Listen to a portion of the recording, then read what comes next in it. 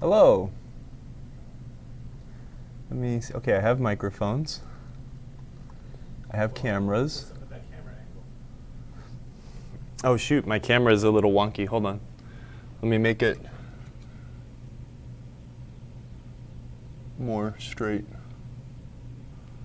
All right. Hello, Internet. There's not many of you here, so we're going to wait for people to show up. How's it going? Nintendo Doremi. What's up, Dylan? How are you? Hey, I talked to him on the phone, or sent him an email or something. I thought it was him. TNT Amusements is here. Hello, Todd. Todd.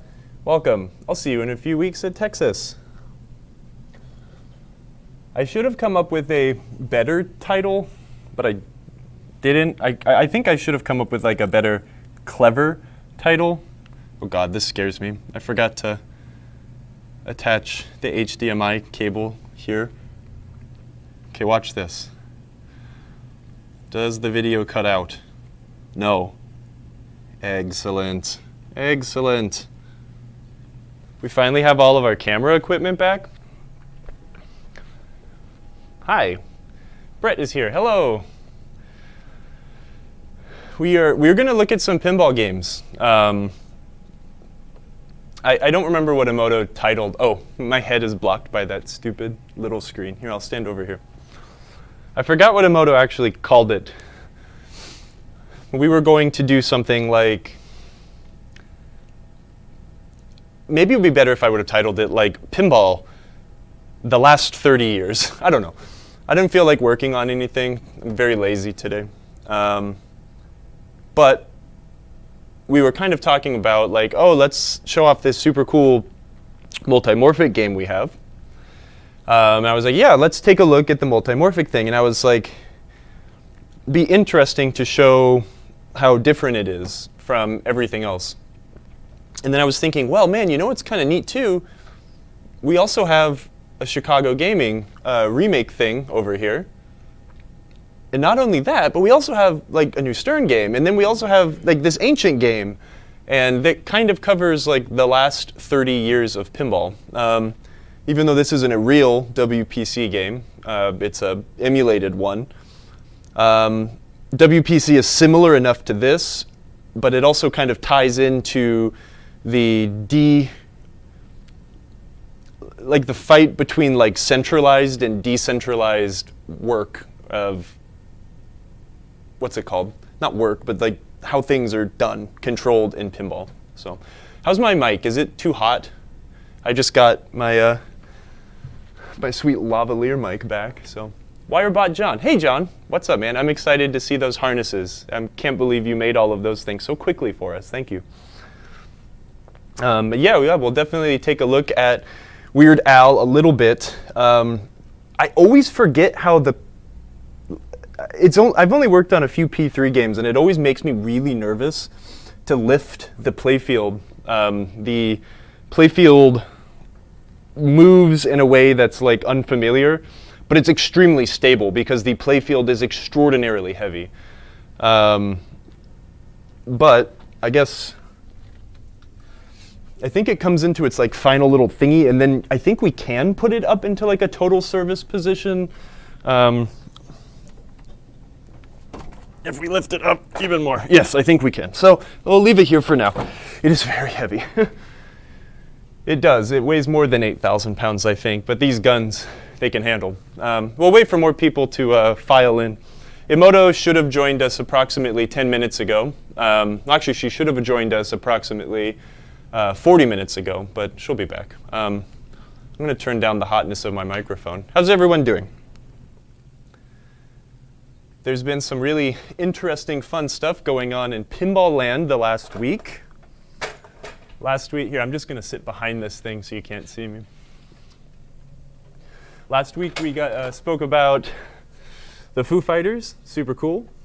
And then we were treated very soon after to Jersey Jack's new game, The Godfather, which looks pretty. Oh, here comes Emoto. She's controlling my computer from far away. I'll wait for her to join while I take a sip of this beverage.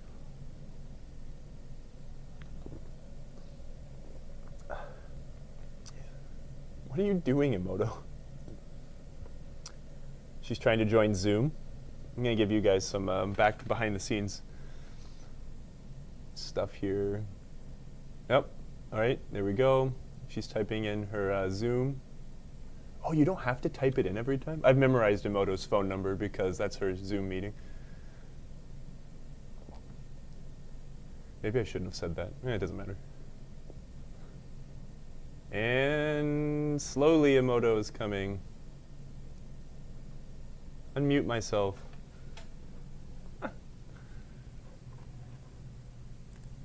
All right, she'll be here soon. Okay, there's Emoto. What's up, everybody? Hello. We've just started. Ooh, nice lineup. How exciting. I decided to not move all the games because that would be a pain in the butt. So I just kind of moved them all in one spot. So yeah, that's awesome. now I'm sitting behind here. I was just talking to everyone about how we missed you. Now you're here. And also some of the exciting things happening in Pinball Land. We spoke about the Foo Fighters last week. Yeah. And then we were treated to Jersey Jack's Godfather promo, which looks really cool. Such a beautiful commercial, right? Wow. Yeah. And then also, in Texas, a lot of people are going to be able to, it's going to be 4 new games for people to play. It's going to be people's first chance to play the Foo Fighters, Godfather, the Galactic Tank Assault Battalion, a force, and also the Pulp Fiction game that Play Mechanics and Chicago Gaming are putting out. So, super cool. That's awesome. Texas is going to be so much fun. And we'll have the Twippies ceremony on Saturday, hosting with Todd Tuckey. We are rehearsing this Sunday, so. Todd doesn't need to rehearse. I know. He's but gracing it's us fun. with his presence. Aren't we lucky? I know. It's just an excuse for me to hang out with him some more. And what else? I think there's a lot of people watching. Scooby-Doo? Did you say Scooby-Doo? Oh crap! Yeah, Scooby-Doo also. Like that got announced so long ago. I almost forgot. Like Yeah, it's old everyone's news. bringing a new game. This to Texas. this week has It's been gonna be such a intense week of new releases. It's like I almost forgot about Scooby-Doo, and we get to see Scooby-Doo from Spooky Pinball. Yeah, and then we get to do it all over again at Midwest Gaming Classic the next weekend. You do, which will be great. I yeah, get to sit at home drinking beer in my bathtub. That's it's gonna be great. But yeah, we've got some interesting games to show y'all today here, which are not brand new games, but there's some new systems and interesting stuff. Wait, yeah, I hope the P3 Scott Denisi game is there because 6 games? When I watched that trailer the other night, I literally screamed out loud because it was so exciting. Dang, that's crazy. Did you see it, Kyle? Yeah. Like when the multi-balls are shooting out to the possible spiritual successor to TNA, perhaps? Like, that's crazy. Yes, I'm so excited. Yeah. Anyways, 6 new games. That's insane. I guess I'm actually going to have to play pinball at this show instead of just talking to people. It'll be pretty cool. But, yeah, I don't know. I guess there's enough people here now where we could probably... Oh, hi, camera. We could probably start looking at some of these games. I don't know. What do you think? Let's do it. Okay. I think the overarching theme of this is to show the different technologies, and not only just technologies, but the way that controlling a pinball game has changed a lot in the last 100 years. 100 years ago, pinball games were driven by springs and mechanical action, and then someone got the bright idea to put a battery in one and make things happen a little different. And then when people got electricity, run into buildings, more prevalent, they were plugged into walls. And then someone had the bright idea of making a controllable feature on the pinball game other than plunging a ball, that being the flipper, Mr. Harry Mabs in the 40s. And pinball games were electromechanical from, that 1930s period up until 1977, when Bally released the first solid-state pinball game, which was Freedom. So pinball has been controlled by a microcontroller ever since. Wow. And it's crazy how much has changed and has not changed from that point. I think the way a lot of people like to separate the microcontroller pinball era these days kind of gets put down into like 3, maybe 4 different groups, I guess. Like, you've got the numeric era, where, and they're named generally after how the action in the game is communicated to you. So you've got the numeric era.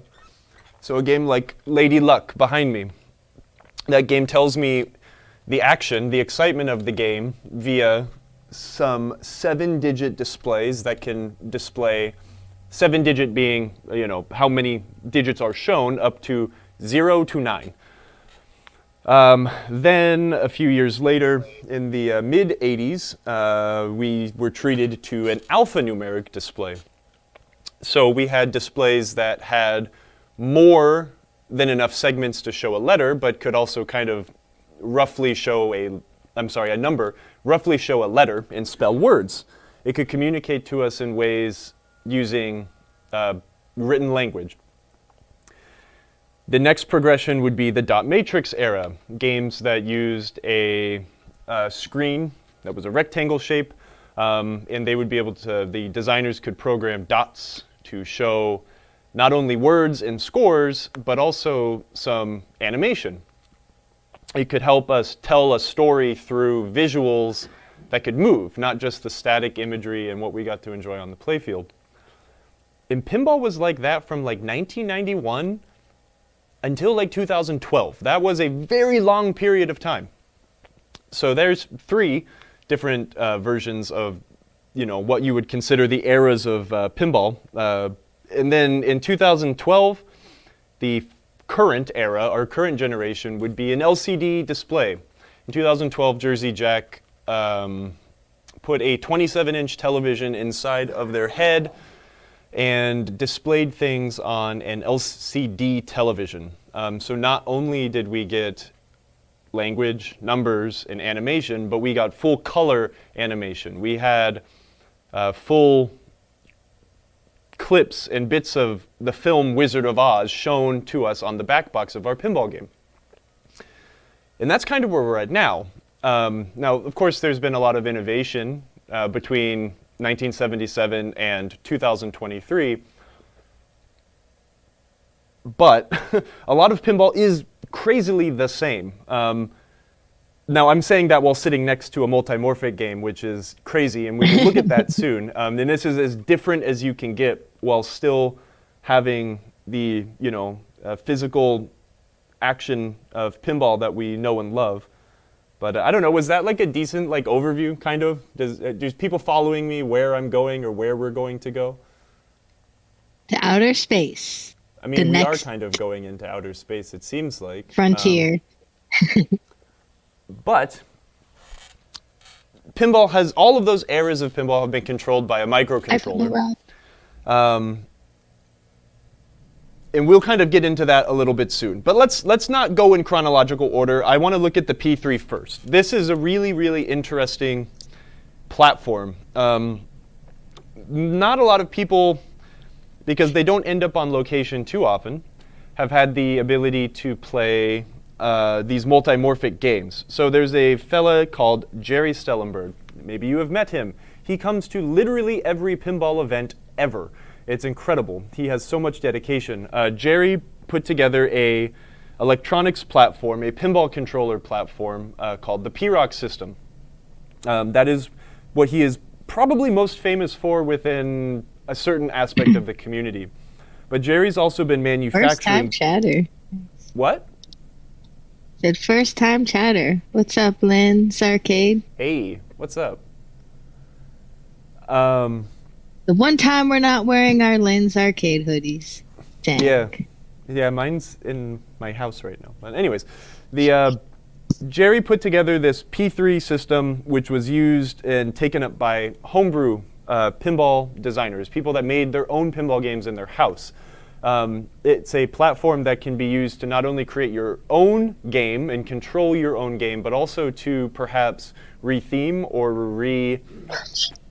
imagine a classic game, an older game.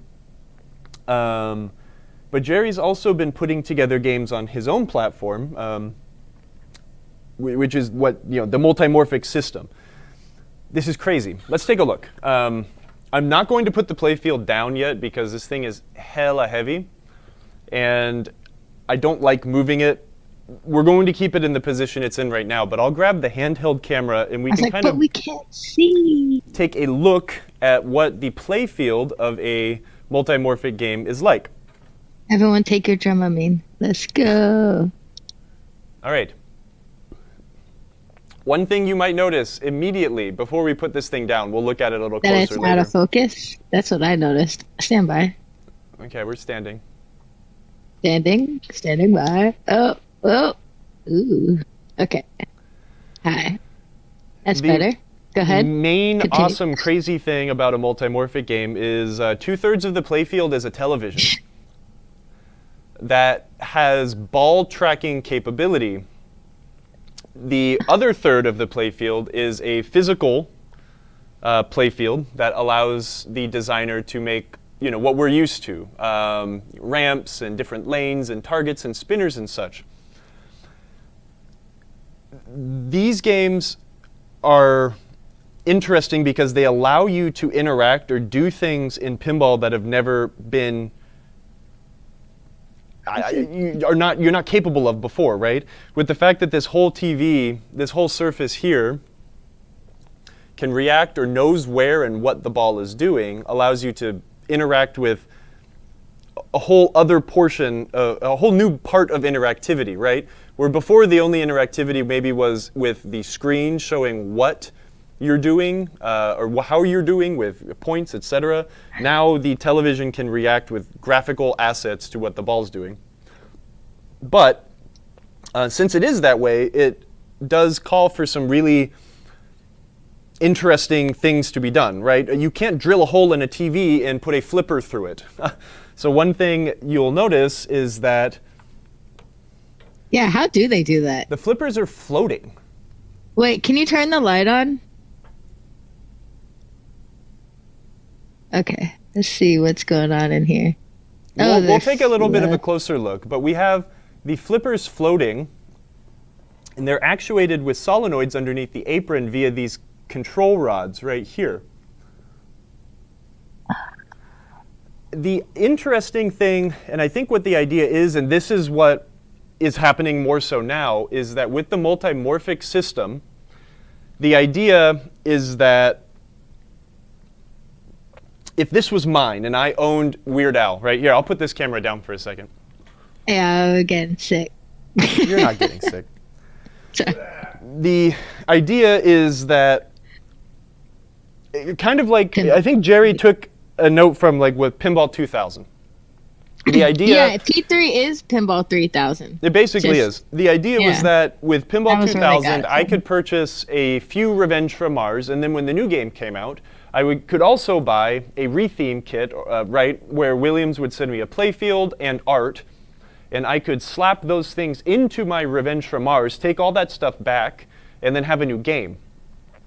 You can do something very similar with the P3 system, where if I wanted to buy Scott's next game, and this was mine, all I would have to do is purchase that from Multimorphic, remove the magnetic decals, put the new decals on, all of the artwork, and then you are able to disconnect and remove this rear part of the playfield, install the new one, and maybe potentially install new ball guides, which then, are to filter the ball back from the back of the playfield up to the front of the playfield, install some new software, and then I have a whole new game. This is interesting because it allows a creative person or a creator to be able to work on a smaller platform physically, right? When you're designing a third of a playfield, and then a lot of it comes down to assets. These games are immersive and interesting, and a lot of people have sold their designs and now are available to purchase through Multimorphic. My favorite game for this platform, the one I'm most familiar with, is either probably Cosmic Kart Racing or Lexi Lightspeed. My friend TJ had those games on location for a very long time, and I've played them quite a bit. My current favorite is The Heist. The Heist is an interesting game where you are heisting things. You are the leader of a gang of criminals, and you're collecting your criminals to get different power-ups, and then going and working through these heists, and it's really fun with the interaction with the screen, and I don't know, it's a really neat system. And that's, I don't know, it's just super cool. I could nerd out about it a lot, but some interesting things, I don't know, let's open up the bottom. Dent asked, can you show the laser array that is used to track the ball on the playfield? To be honest, I'm not sure where the laser... I'm pretty sure the laser array stuff is all in the side, isn't it? I'm not 100% sure. Look, like the work I've done on P3 games are like doing physical things, where my friend's game, and I needed to get in there and mess with it a little bit.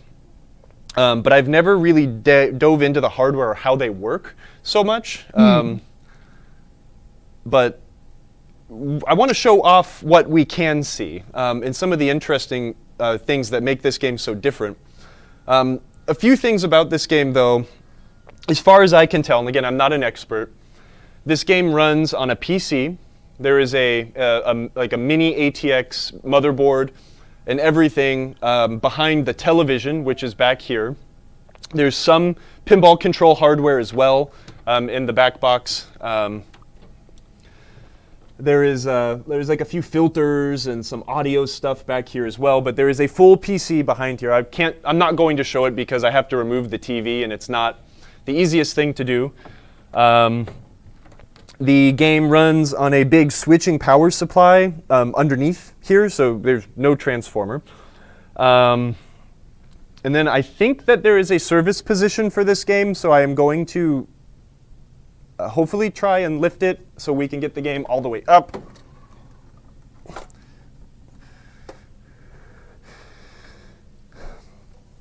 I think we might leave it at this. I don't remember how far forward I can come. If I can, give me a second. No, it's, okay, no, yeah, it does. It gets onto a lump, and then we can lean it backwards.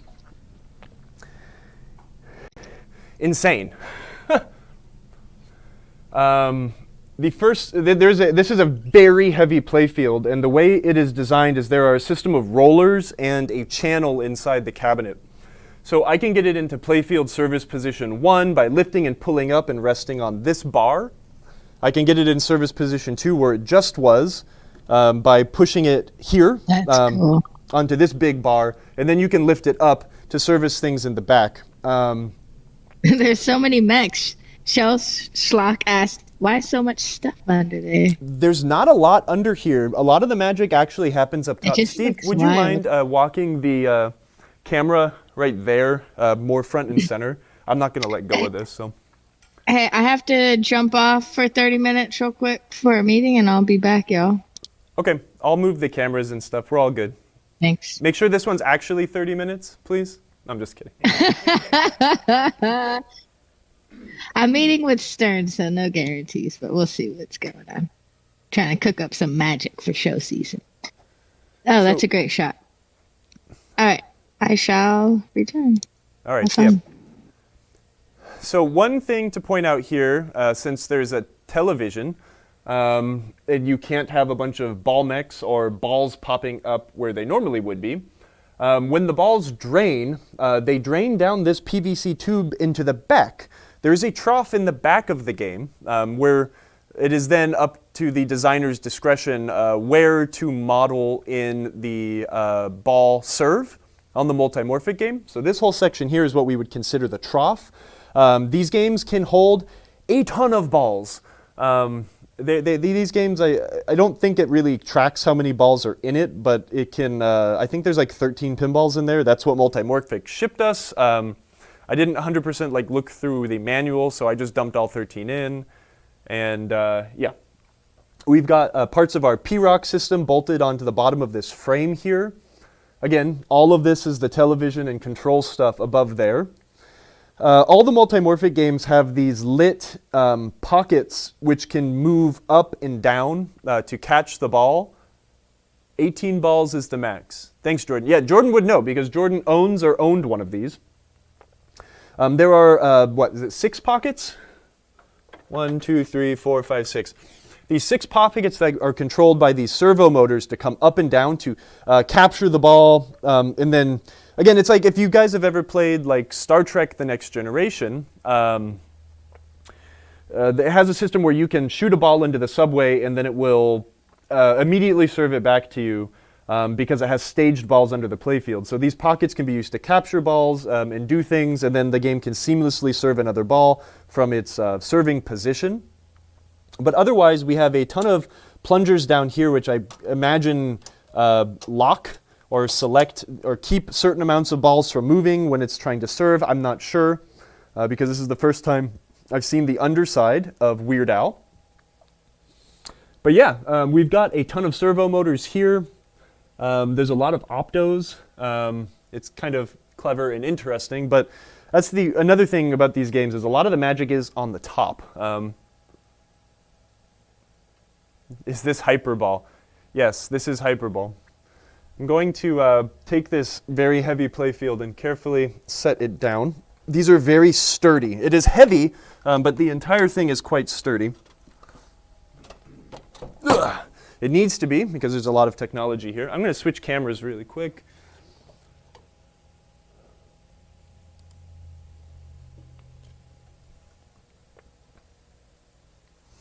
Then maybe we'll push this thing in and we can kind of look at the flippers. So if someone was curious, some people that may have never seen a P3, and I also find this interesting. North Pipe said that that laser array is going to be below the side targets but above the polycarbonate. Oh, okay. Well, yes, I can show you the PCB, but I can't show you the much else. But so here is the playfield, like rolly trough, right? On the sides of the playfield, there are some like rollers. You can see it there, that silver thing kind of at the top of your screen. And that allows the playfield to basically stay captive, but also allow it to roll back and forth inside the cabinet. I guess while we're here, Inamoto can't complain about motion sickness. A lot of this stuff is driven by servo motor, which is pretty interesting. A lot of the action, this game is hilarious. There's a lot of content on it online, so if you're looking for gameplay, you can find it. But yeah, these are those pockets I was telling you about that can be raised and lowered via a servo. Let me get the playfield down, and then, well, I guess this is part of the laser array. So there's a PCB. You see that green bit? I'm assuming that is part of the laser, and that is what tracks the ball. I saw someone ask about surface.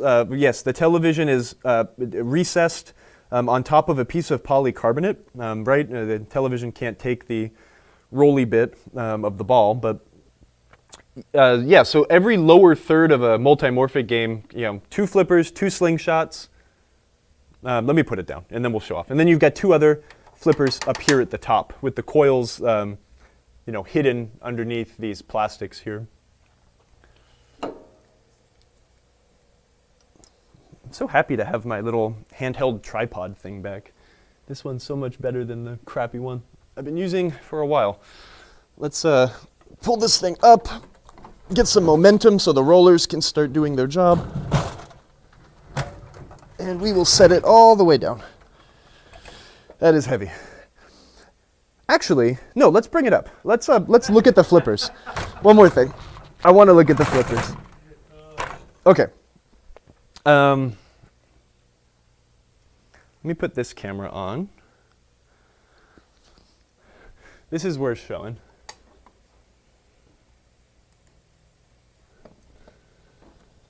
The polycarb sheet can be pulled, cleaned, or replaced. Oh, interesting.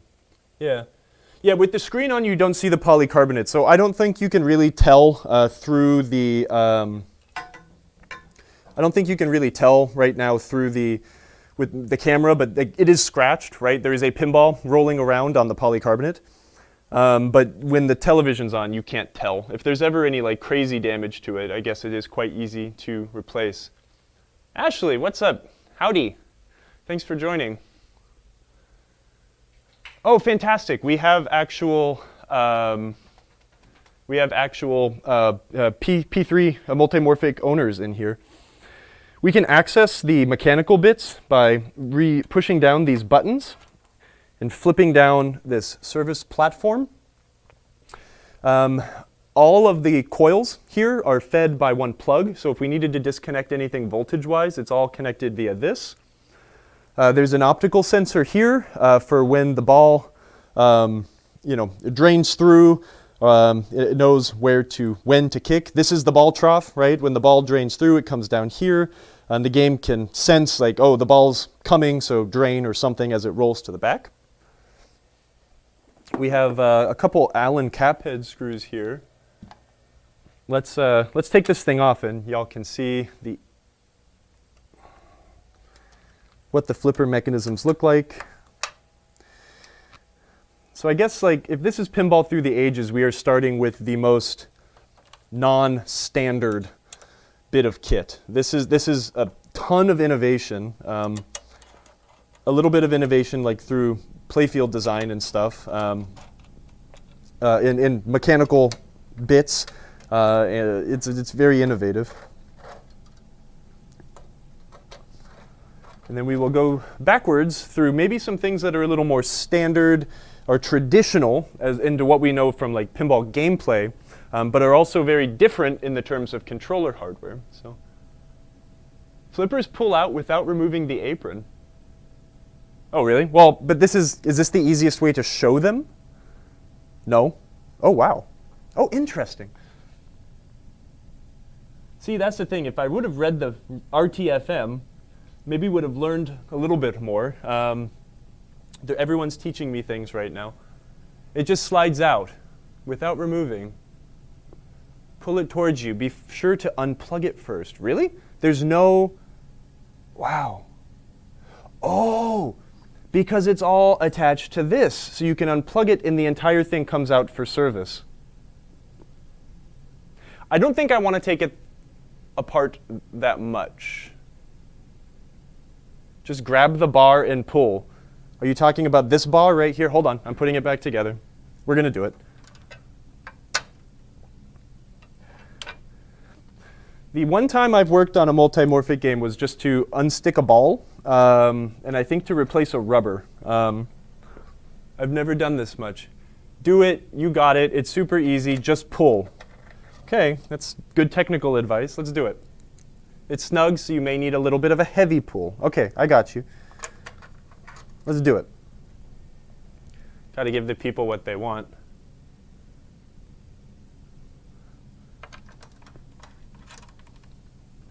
We will unplug it because it would be kind of fun to yank it out. Okay, I believe all of y'all. We're going to just pull. I don't like those instructions, but we're going to do it. Does this have a locking tab? Kind of.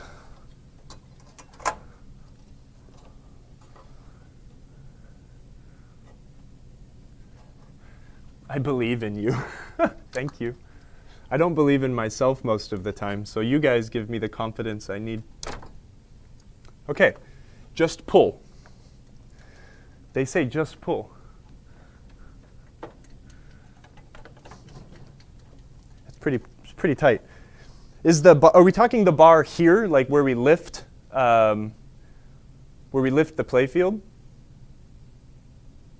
Flop the door down. Oh, okay. Oh, gotcha. Yeah, because this holds all of that stuff in place. Duh.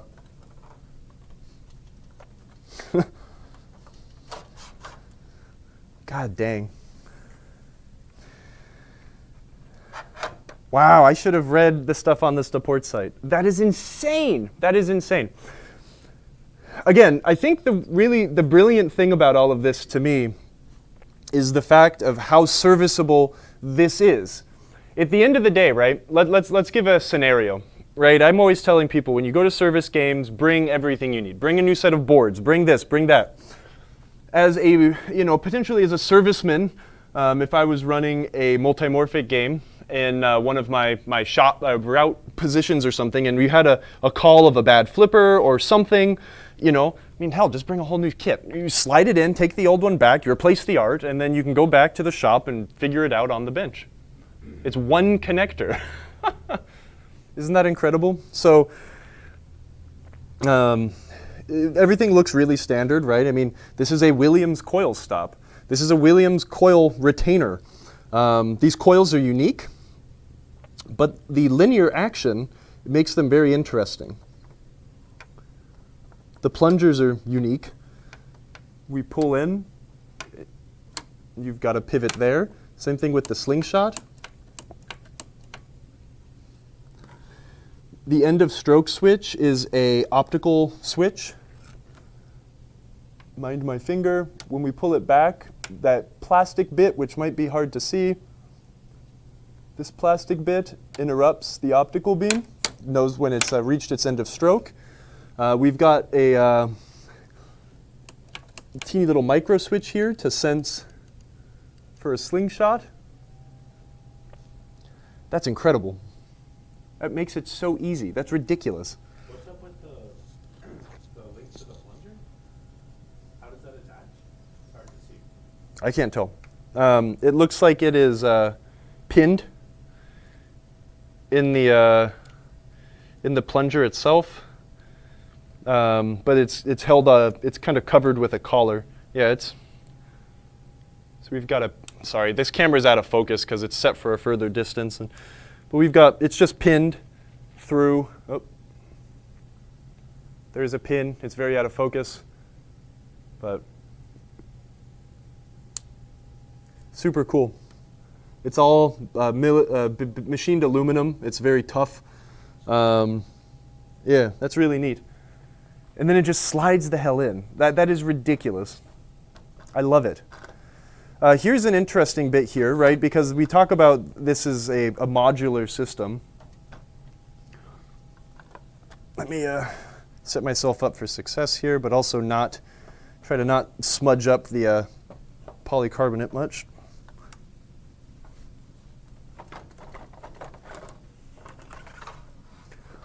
I'm going to switch cameras here.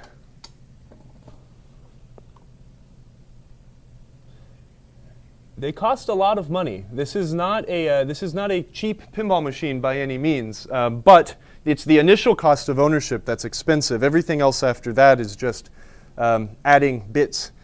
But we have this like H channel. No, we're not doing that. We're doing the we have an H channel here. And this is what allows the designers to change the positions of their like wire habit trails, etc. They're held in with a nut and an Allen cap screw, which allows you to reposition these ramps. It makes it a very easy system to create for. Yeah. Oh, camera died. Oh no, it's back. Oh, my computer's taking a. I don't know if that's the camera or if it's everything. Let me go inspect my computer here really quick. You're still coming through over here. You've been running with a little lag. Yeah, there's a lot of lag on my end here.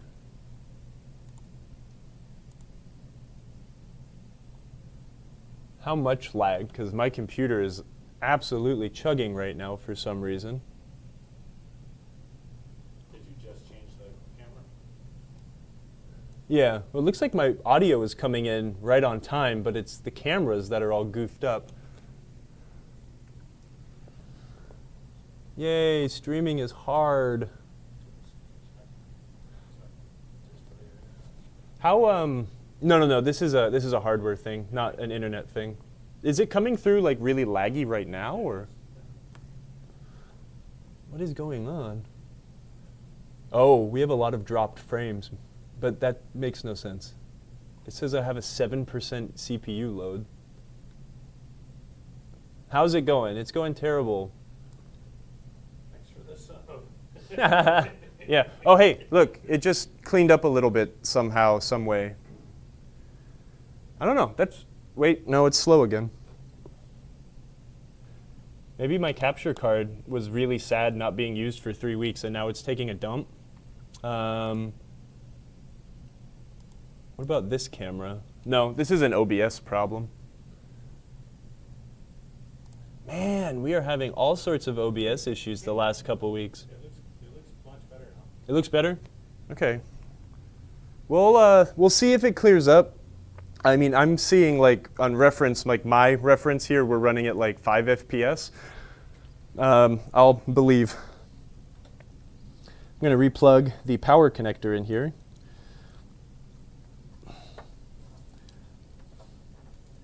This thing is crazy. Yeah, that is some naughty lag. It's really laggy? Yeah. Okay. Internet. We're going to reset OBS.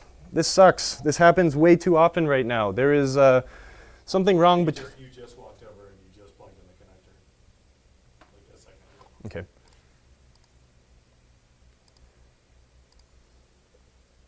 I can't even type.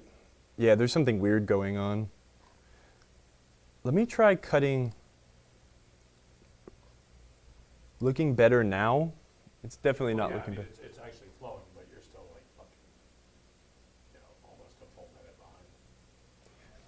behind. Encoding overloaded. Consider turning down video settings or using a faster encoding preset. Now, I did mess with some of the encoding stuff because that was what was causing an error before, but yeah, seriously. We will be right back. Sorry, LOL, enter. Hopefully that goes through. Maybe you guys will hear this and by the time I'm back, it'll be fixed, but we're gonna try reset.